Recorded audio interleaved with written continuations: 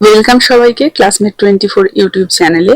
West Bengal council of higher secondary এডুকেশনের class 11 এর first সেমিস্টারের অন্তর্গত কেট চপিনের লেখা the story of an hour থেকে এই ক্লাসে সমস্ত গুরুত্বপূর্ণ এমসিকিউ গুলো নিয়ে আলোচনা করব, যেগুলো টেক্সট বেসড ফ্যাকচুয়াল। আশা করছি এই যে the story of an hour, এই টেক্সটটা তোমরা সবাই লাইন বাই লাইন এক্সপ্লেনেশনের ক্লাসটা ফলো করেছো। যদি না করে থাকো, লাইন বাই লাইন এক্সপ্লেনেশনের ক্লাসটা আমার এই চ্যানেলে অ্যাভেলেবেল, তোমরা সবাই ফলো করে নেবে। তাহলে আশা করছি তোমাদের আগামী পরীক্ষার প্রস্তুতিতে ভীষণই হেল্প হবে। প্রত্যেকটি সেমিস্টারের অন্তর্গত প্রত্যেকটি টেক্সটের উপরে লাইন বাই লাইন এক্সপ্লেনেশনের ক্লাস, এমসিকিউ সহ প্রশ্ন উত্তরের ক্লাস, প্লাস গ্রামার বেসড এমসিকিউর ক্লাস তোমরা আমার এই চ্যানেলে পেয়ে যাবে। তাই যারাই এখনো চ্যানেলটা সাবস্ক্রাইব করোনি, কাইন্ডলি সাবস্ক্রাইব করে বেল আইকনটা প্রেস করতে ভুলবে না। তাহলে পরবর্তী প্রত্যেকটা ক্লাসের নোটিফিকেশন সহজেই তোমাদের কাছে পৌঁছে যাবে। এছাড়া ভিডিওটা ভালো লাগলে একটা লাইক এবং একটা শেয়ারের পাশাপাশি একটা হাইপও করে দিও। আর আজকের ক্লাসের এই পিডিএফটা পেতে হলে তোমরা আমার টেলিগ্রাম গ্রুপ এবং আমার হোয়াটসঅ্যাপ চ্যানেলেও যুক্ত হয়ে যেতে পারো। টেলিগ্রাম গ্রুপের লিংক এবং হোয়াটসঅ্যাপ চ্যানেলের লিংক আমি এই ভিডিওর ডেসক্রিপশন বক্সে উল্লেখ করে দিচ্ছি। তো দেখো, শুরু করছি আজকের আলোচনা। সমস্ত গুরুত্বপূর্ণ ফ্যাকচুয়াল এমসিকিউস গুলো নিয়ে আজকের ক্লাসে আলোচনা করব। তো সবার প্রথম কোয়েশ্চেন নাম্বার 1 কি বলেছে? The delicious breath of rain was in the air, which figure of speech do you find here? দেখো, এই লাইনটা আমরা টেক্সটে পেয়েছি। এই লাইনে কোন ফিগার অফ স্পিচ রয়েছে? Simile, metaphor, allusion, personification. দেখো, বৃষ্টির সুবাসকে সরাসরি ব্রিদের সাথে তুলনা করা হয়েছে, তাহলে তুলনা মানেই কি হচ্ছে? মেটাফোর, তাই না? লাইক বা অ্যাজ নেই, সিমিলি হবে না, তাহলে এখানে হয়ে যাবে option B, metaphor.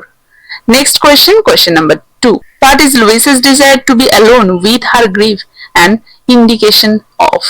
Her inability to handle her emotions, her inclination toward freedom and independence, her desire for protection from trauma, her need for social support during difficult times. দেখো, তিনি সমাজ ও পরিবারের চাপ থেকে দূরে গিয়ে নিজের মতো করে নিজের স্বাধীনতাটাকে উপলব্ধি করতে চেয়েছিলেন। তাহলে সেদিক থেকে যদি বিচার করি, আর ইনক্লাইনেশন টুয়ার্ড ফ্রিডম অ্যান্ড ইন্ডিপেন্ডেন্সটা হয়ে যাবে সঠিক উত্তর, তাই না? অপশন বি তাহলে হয়ে যাচ্ছে সঠিক উত্তর। Next question, what is Mrs Mallard afflicted with? Anxiety, claustrophobia, heart trouble নাকি ইনসোমনিয়া?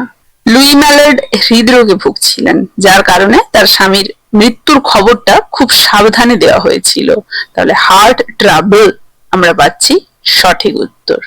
বোঝা গেছে? Next question number 4, someone was opening the front door with a dash, with a house key, latch key নাকি door key নাকি pencil? Here we can see that Brently Mallard latch key দিয়ে কিন্তু সদর দরজা খুলে ভেতরে প্রবেশ করেছিলেন। So option B, latch key, will be the answer. Next question number 5, what was Brently Mallard carrying when he opened the front door at the end? A travelling bag, some books, an umbrella and a notebook, his gripsack and an umbrella and a bag. দেখো, আমরা দেখতে পেয়েছিলাম যে গল্পের একদম শেষে ব্রেন্টলি Mallard অক্ষত অবস্থায় তার গ্রিপস্যাক এবং ছাতা হাতে বাড়ি ফিরে আসেন। তাহলে গ্রিপস্যাক অ্যান্ড যে ছাতা, সেটাই হয়ে যাবে সঠিক উত্তর, তাই না? আমব্রেলা, অপশন সিটা হয়ে যাচ্ছে gripsack and umbrella. Next question, question number 6, who wrote the story of an hour? James Joyce, Kate Chopin, Emily Bronte, Bentham Mill? এটা আশা করি বলার অপেক্ষা রাখে না, কেট চপিন হয়ে যাবে সঠিক উত্তর। Next question, question number 7, the hour is the title represents the brief moment of what? Lies, escape, freedom, independence? দেখো, আমরা দেখেছিলাম আওয়ার মানে 1 ঘন্টা, লুই ম্যালার্ডের সেই জীবনের সেই সংক্ষিপ্ত সময়টাকে নির্দেশ করেছিল। এই 1 ঘন্টা যখন তিনি সম্পূর্ণরূপে ফ্রি ছিলেন, স্বাধীন ছিলেন, তাহলে সেদিক থেকে বললে তো ফ্রিডমটাই হচ্ছে, তাই না? অপশন সি হয়ে যাচ্ছে সঠিক উত্তর। Next question number 8, what ironic event concludes the story? Josephine utters a piercing cry and dies. The shock of Brentley's return causes Mrs. Mallard's death. Richard tries to prevent his wife from seeing Josephine নাকি Mrs. Mallard feels monstrous joy when Brentley returns? দেখো, Luis যখন তার নতুন স্বাধীন জীবনের স্বপ্ন দেখছিল, ঠিক তখনই তার স্বামীকে জীবিত দেখে তীব্র একটা মানসিক আঘাতে কিন্তু তিনি মারা যান। তো এটাই হচ্ছে একটা ট্র্যাজিক আইরনি। তাহলে the shock of Brently's return causes Mrs Mallard's death আমরা বলতে পারি সহজেই অপশন বি তে যেটা রয়েছে, option B will be the answer here then. Understand? Next we can find question number 9. Here it is. In which period or century is the story situated? 19th, 20th R 12th নাকি 13th? দেখো 19 শতকের শেষের দিকে Victorian যুগের সামাজিক প্রেক্ষাপটে কিন্তু এটা রচিত। তাহলে এটা হয়ে যাবে option A, 19th century will be the answer. Next question, question number 10. When she abandoned herself, a little whispered word escaped her slightly parted. দেখো lips, eyes, nose নাকি ears? দেখো আমরা টেক্সটে দেখেছিলাম আর লিটল হুইসপার্ড ওয়ার্ড এসকেপড হার slightly parted lips ছিল কথাটা, slightly parted lips, তাহলে option A will be the answer. Next question, what do the phrases springtime and patches of blue sky symbolize in the story? Spring season, beginning of a new era, new life, afterlife, beginning of a new war. দেখো মেঘের আড়ালে নীল আকাশ এবং বসন্তের আগমন লুইয়ের জীবনে একটা নতুন স্বাধীন অধ্যায়ের প্রতীক হিসেবে কাজ করেছিল। তাহলে বিগিনিং অফ আ নিউ এরা বা নিউ লাইফটাই সঠিক উত্তর। Next, the story strongly criticises the dash dynamics within marriage, laughter, grip, power, aggressive. দেখো এই যে গল্পটা, এটা তো বৈবাহিক সম্পর্কের ভেতরের ক্ষমতার ভারসাম্যহীনতা বা পাওয়ার ডায়নামিক্স কে একদমই তীব্র সমালোচনা করে লেখা, তাই না? তো এই ক্ষেত্রে আমরা দেখেছিলাম একজন মানুষের উপর অন্যজনের ইচ্ছে চাপিয়ে দেওয়া হচ্ছে, তাহলে পাওয়ার হয়ে যাবে সঠিক উত্তর, তাই না? Option C will be the answer. Next, question number 13. What is the name of her husband? Brentley Mallard, Jude Fowler নাকি সালিম সিনাই নাকি Richards? It will be Brentley Mallard. Option A will be the answer. 14 এ কি বলা হয়েছে? Question number 14 দেখো, in the street below a dash was crying his wares, salesman, beggar, peddler, vendor. দেখো এক্ষেত্রে দেখতে পাচ্ছি যে জানালা দিয়ে লুই শুনতে পাচ্ছিলেন যে নিচে রাস্তার একজন ফেরিওয়ালা তার জিনিসপত্র বিক্রি করার জন্য হাঁক ডাক দিচ্ছে, তাই না? তাহলে পেডলার, ফেরিওয়ালা, option C will be the answer. Next, 15. What did Mrs. Mallard whisper repeatedly after hearing the tragic news and being alone? Free Richards Bentley, leave me alone. একাকী ঘরে লুই ম্যালার্ড অনুভব করেছিলেন যে তিনি এখন স্বাধীন, তাই তিনি ফিসফিস করে কি বলতে লাগলেন? ফ্রি ফ্রি ফ্রি, তাই না? সেটা বলতে লেগেছিলেন। তাহলে ফ্রি ওয়ার্ডটাই এখানে হয়ে যাবে সঠিক উত্তর, option A will be the answer. Next, what does Louis consider to be a small price to pay for her newfound freedom and independence? Option কি কি রয়েছে? Feeling grief at her husband's death, having to find a new home, losing her social status, being ostracized by her friends and family. দেখো স্বামীর মৃত্যুর জন্য সাময়িক দুঃখ বোধ করলেও তার বদলে যে দীর্ঘস্থায়ী স্বাধীনতা তিনি পাচ্ছেন, তার কাছে এই দুঃখকে খুবই ছোট মূল্য মনে হয়েছে, তাই না? তাহলে এক্ষেত্রে feeling grief at her husband's death এটা হয়ে যাবে সঠিক উত্তর, option A. Next, question number 17. What is the name of Mrs. Mallard's sister? Susan Josephine Louis.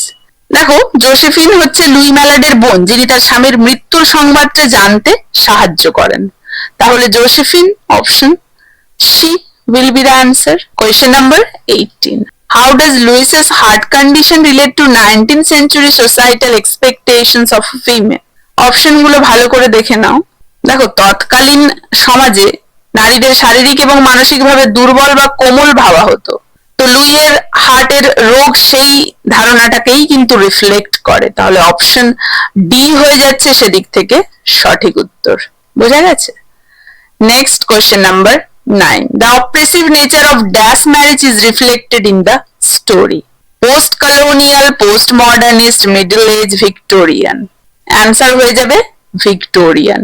Victorian যুগে বৈবাহিক সম্পর্কে নারীদের ওপর পুরুষের যে একছত্র নিয়ন্ত্রণ এবং অবদমন ছিল, সেটা এই গল্পটাতেই কিন্তু ফুটিয়ে তোলা হয়েছে, তাই Victorian will be the answer.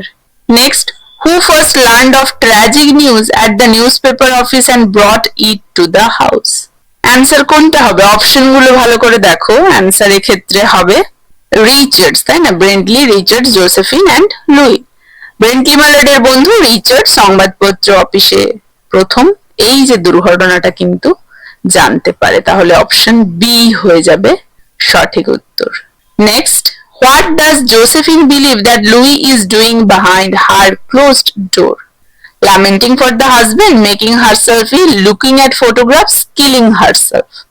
Josephine ভেবেছিল লুই ঘরের দরজা বন্ধ করে চরম একটা দুঃখে নিজেকে বোধহয় অসুস্থ করে ফেলেছে। তাহলে making herself ill will be the answer. Next, question number 22. Thing that was approaching to possess her. Identify the figure of speech. Simile, oxymoron, personification, paradox. দেখো পার্সোনিফিকেশন পাচ্ছি, স্বাধীনতা বা একটা অদৃশ্য অনুভূতিকে মানুষের মতো এখানে রূপ দেওয়া হয়েছে, তাই এটা মানুষের মতো যেহেতু রূপ দেওয়া হয়েছে মনুষ্যত্ব আরোপ করা হয়েছে, personification. She here will be the answer.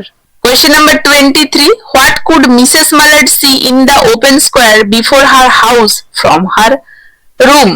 The tops of trees, patches of blue sky, her husband, the street. দেখো ঘরের জানালা দিয়ে তিনি বসন্তের নতুন পাতায় ভরা গাছের সেই উপর ভাগটা দেখতে পাচ্ছিলেন, গাছের সেই উপরিভাগ দেখতে পাচ্ছিলেন যেটা নতুন জীবনের ইঙ্গিত দেয়, তাই না? তাহলে দ্য টপস অফ ট্রিজ হয়ে যাবে সঠিক। এরপরে দেখো 24. In which year was the story published? কোন বছর? 1894 নাকি 1994, 1694 নাকি 1794? এই গল্পটা 1894 সালে the dream of an hour নামে একটা ম্যাগাজিনে প্রকাশিত হয়েছিল। আমি লাইন বাই লাইন টেক্সট এক্সপ্লেনেশনের যে ক্লাসটা করেছি সেখানে আমি এটা বলেছি। আশা করি তোমরা যারা যারা ফলো করেছো ক্লাসটা সবাই জানো। অ্যান্সার হয়ে যাবে option A. Next, what is the tragic news that came to Mrs Mallard at the beginning? Death of her husband, death of her sister, death of her friend, death of her servant. দেখো এই গল্পের শুরুতে প্রথমে খবর আসে যে লুইয়ের স্বামী ব্রেন্টলি Mallard একটা ট্রেন দুর্ঘটনায় মারা গেছে, তাই তো? তাহলে প্রথমেই এটাই এসেছিল, আর খুবই সহজ এগুলো থেকে। তাহলে death of her husband, option A will be the answer. 26. Doctor said Mrs. Mallard died of heart disease of the joy that kills. What is the actual reason for her death? Option গুলো ভালো করে দেখো। দেখো ডক্টররা ভেবেছিল তো তিনি খুশিতে মারা গেছেন, কিন্তু বাস্তবে তিনি স্বাধীন জীবনের স্বপ্ন ভেঙে যাওয়ার একটা চরম হতাশায় মারা গিয়েছিলেন। Loss of her newly imagined freedom and independence, option B will be the answer here. Next, 27. It was her sister Josephine who told her in dash sentence. Broken, long, complex, simple.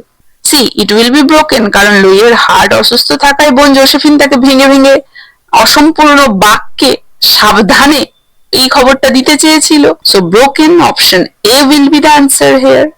Next, what was Mrs. Mallard stood or sat facing in her room? The trees, open window, her husband, a mirror. দেখো এখানে কিন্তু open window অবশ্যই হবে, তাই তো?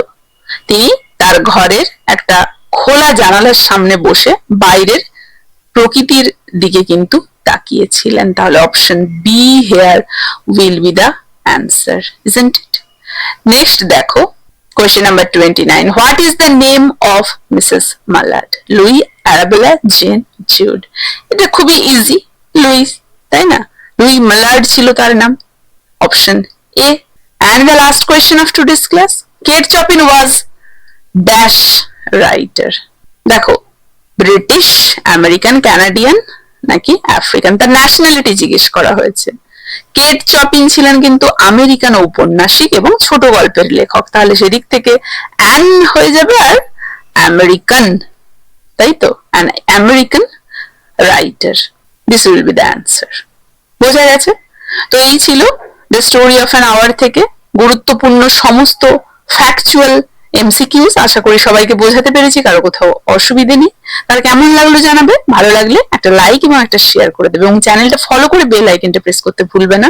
তাহলে পরবর্তী এরকমই গুরুত্বপূর্ণ সমস্ত ক্লাসের নোটিফিকেশন সহজেই তোমাদের কাছে পৌঁছে যাবে। এই ক্লাসটা তাহলে এখানেই শেষ করছি। দেখা হচ্ছে এর পরবর্তী ক্লাসে the story of an hour থেকে আরো এক সেট বিশেষ গুরুত্বপূর্ণ এমসিকিউস নিয়ে।